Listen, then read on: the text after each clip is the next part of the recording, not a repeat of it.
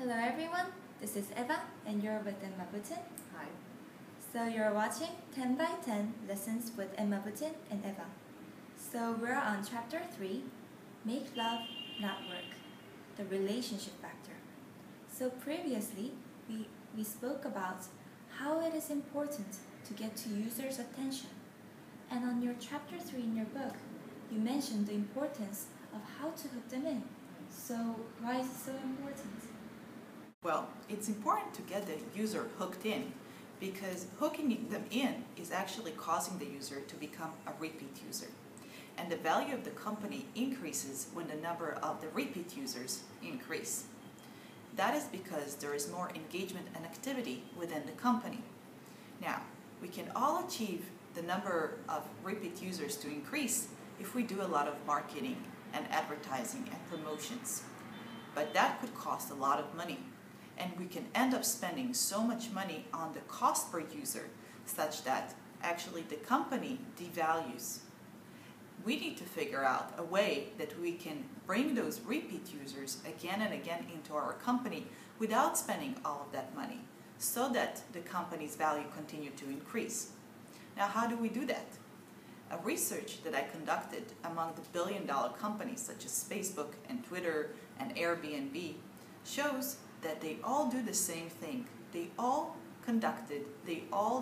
created an infrastructure that caused their users to come in again and again with spending very little on marketing.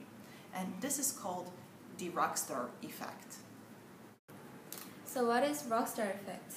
Rockstar effect is actually a way for users to communicate within a certain world or a certain service with one another only via support, love, and good things to one another. And this is how it works. If, for example, I post up something on Facebook and I get a few likes from my friends, I feel very good about myself. But then when I start getting likes from other people, and the number of likes increases, then I feel like a rock star. And this is also very well versed in Twitter, where I get a lot of followers from everywhere and I feel like a rock star dragging their supporters everywhere in the world. And Pinterest has done the same thing with every time that I pin something, it would tell me that somebody else repinned my pin. Now, this is very important to understand. The way that they build this infrastructure is not only via a simple like.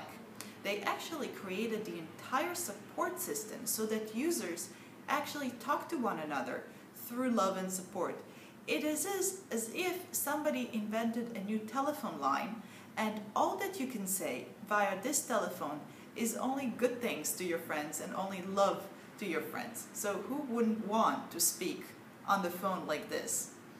So when you create this type of infrastructure and the Rockstar effect, you have to think of the holistic approach to users when they communicate with one another.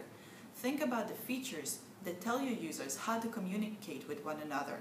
And if they all like and support each other, this is a good start to bringing your users back. Did others use the same infrastructure? Well, we can see this pattern occurs not only in Facebook, but the Rockstar effect also occurs in Instagram, where everybody likes each other's photos, with Pinterest, where we repin other pins, in YouTube, where actually, in addition to likes, people actually talk to one another through YouTube videos and answer them in a certain way. And we can also see this in Twitter, of course, where I take my followers everywhere. What about Google Plus as a social network? Google Plus is actually a very interesting example. And the reason is Google Plus allowed us to put a plus sign next to things that we like. And they allowed us to do it all over the net and all over the internet. But they didn't support us with an environment, a warm and welcoming environment, saying that no matter where we put our plus, it's going to be okay. And that made us think, why should we put a plus somewhere? What would people think about us? What wouldn't they think about us? All of these thoughts in our head simply just said to us, why should we put that plus? And that is why I think that Google Plus did not succeed in the manner it should have succeeded. With all of Google's resources, money, and advertising, it should have left Facebook behind. But it didn't quite happen because of that. Google does what it does best. It provides us with the best utilities on Earth. When it comes to utilities such as search engines, Google Earth, every other thing, even Google Glass, it's the best. But when it comes to social networks, there is a little bit of improvement to do. So we have a question from Jiho Kim with his startup called Here I Am.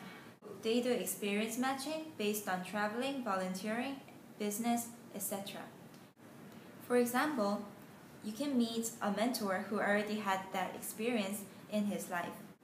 So his first question is, what do you think is their primary value? And second, how do you make people engage in it? Mr. Kim, thank you for your question. You also mentioned that you have a few skill sets that you match with other users with users, such as traveling, volunteering, business. Then your primary value is probably matching. Now, in order for this to expand very fast, I believe that you should choose a sector, one sector that is easy for users to understand, such as business, or travel, or volunteer. It doesn't really matter which sector you choose, but once the users understand that this is the primary sector, then it would be easier for other users to get in. And it would be easier to expand. Because matching business and volunteering and traveling requires many resources. So I suggest that you direct all your resources into one sector and promise that your primary value would be matching. And once you do that matching very well, you expand to other sectors as well. So Mr. Kim, as to your second question about users' engagement, we all obviously want to know how. But here's the thing. To crack the answer to this question, you have to think about your users' interests and what it is that they want and need. In your case, in case of matching, you can show your users how many people, the variety of people that you can match your users with, and you can show them crowd leaders that are there. And that would lure them in to give you more information about themselves so you can do the best match they deserve. Thank you for your explanation. Sure. So you're more than welcome to post your questions on this page, and next week Emma will be answering those questions. So thank you so much for watching. See you next week. Thank you.